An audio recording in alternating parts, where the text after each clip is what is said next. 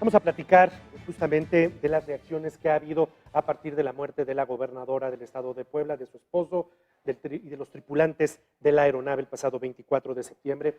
Nos acompaña este día en el estudio el doctor Héctor Cerezo. Es doctor en psicología y es un hombre con el que cuando tratamos de entender temas difíciles, temas de reacciones sociales, acudimos a él y nos ayuda en ello. Doctor, gracias por estar con nosotros. Muchas gracias, buenos días a todos.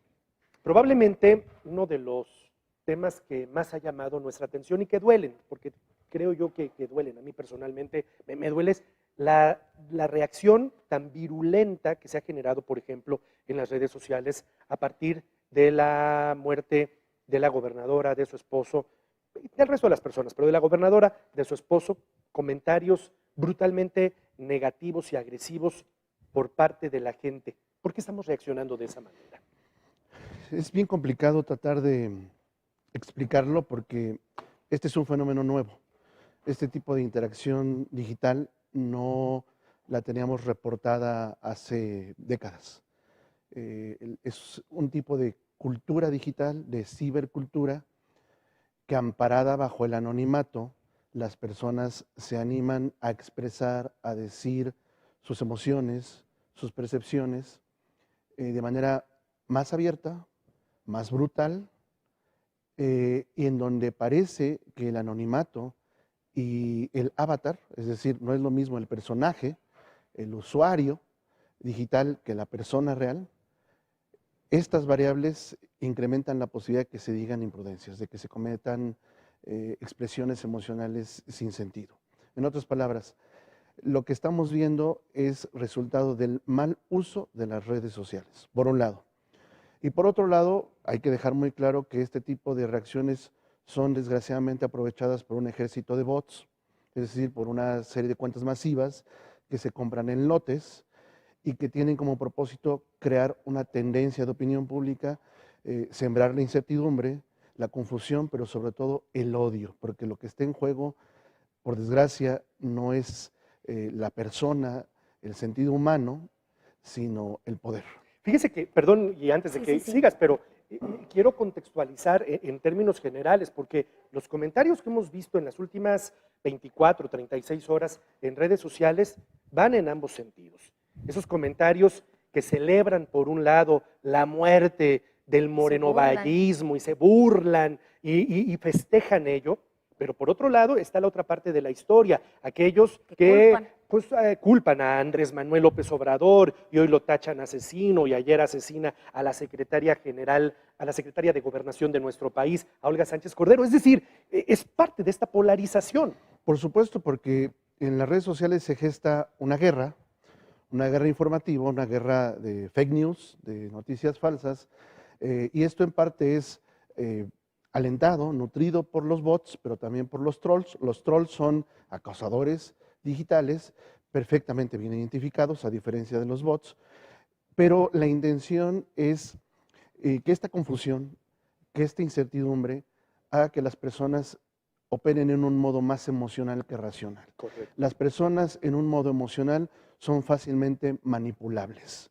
En cambio, cuando las personas estamos en un modo racional, donde predomina el pensamiento crítico, nuestra opinión tiende a ser menos permeable.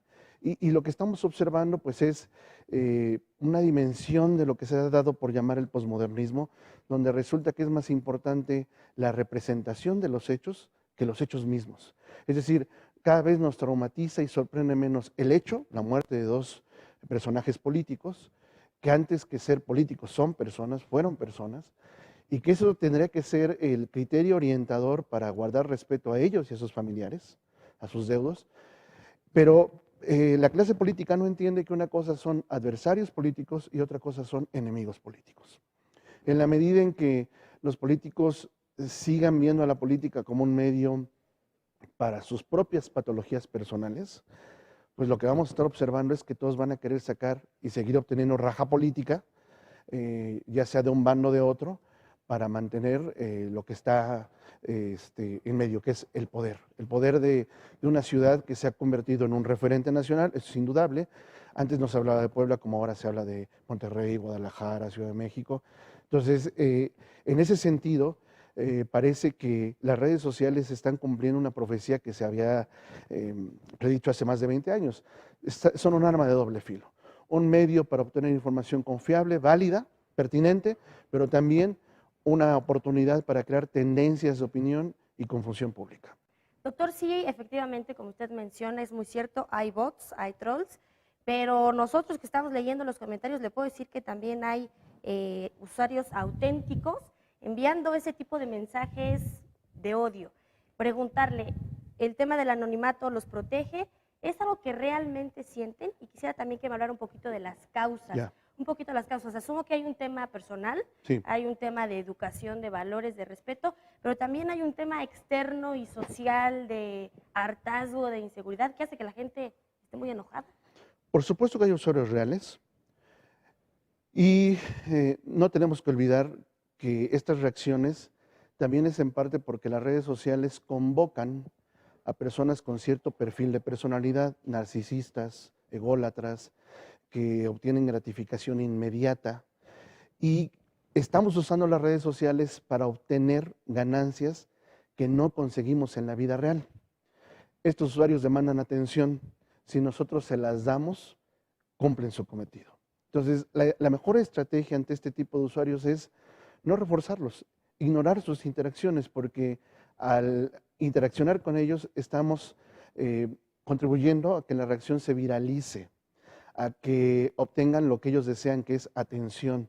Por supuesto que son usuarios reales, por supuesto que también el anonimato los anima a manifestar este tipo de expresiones porque no sabemos dónde están, aunque tengamos el nombre, no sabemos dónde están, no sabemos cuál es su afiliación política y sigue siendo finalmente parte del anonimato. Y lo que no somos capaces de expresar de manera personal, lo hacemos a través de las redes sociales. Es más, las redes sociales han modificado incluso las interacciones de pareja. Sí, claro. Ahora, una relación no está si uno no la publican en Facebook. Sí, claro.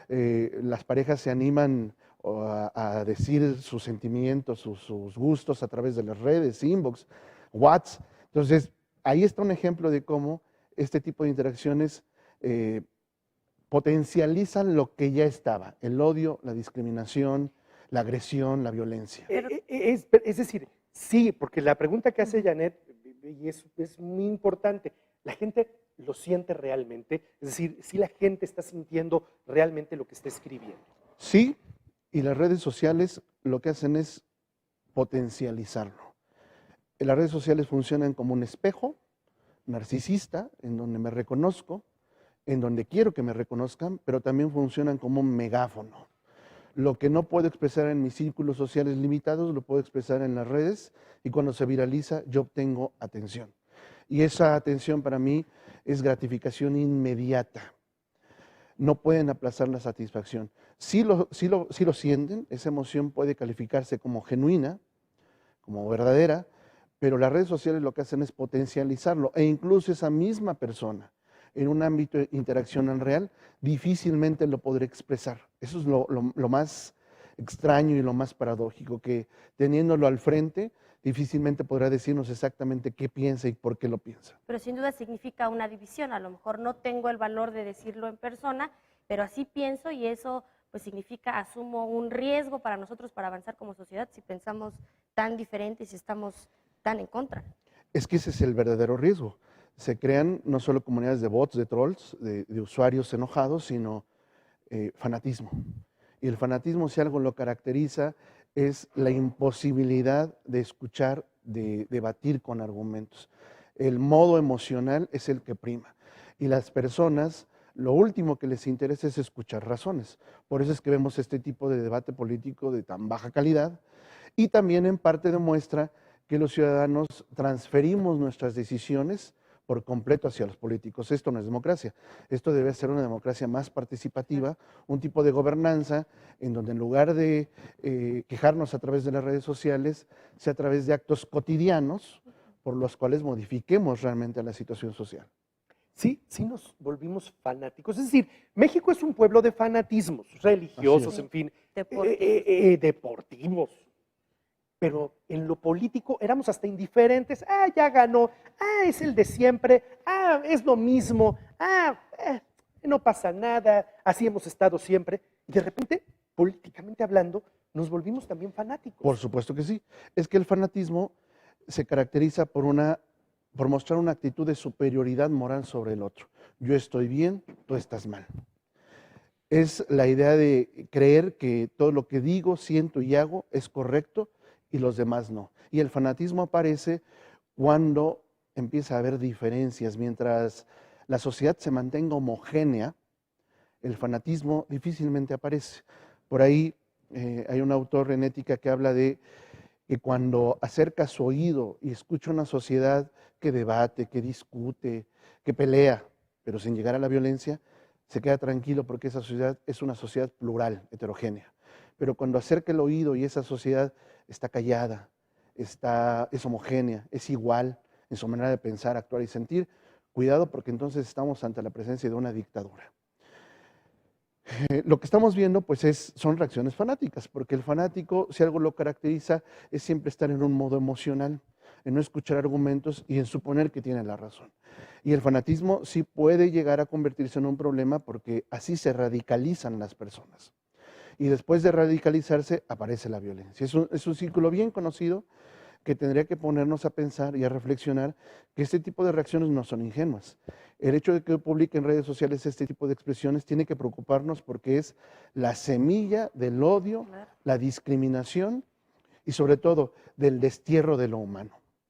¿Cómo entender que a pesar de que pensemos muy diferente, hay temas que podríamos compartir, como el que todos queremos, que es el bienestar para nosotros, para nuestras familias, para Puebla? ¿Habrá algún punto en el que la gente pudiera entender eso y dejar de lado su fanatismo? No necesariamente. El fanatismo es un... Aunque te perjudique, tú le sigues. Sí, porque el ser humano es disonante. Podemos decir una cosa, pensar otra y sentir otra.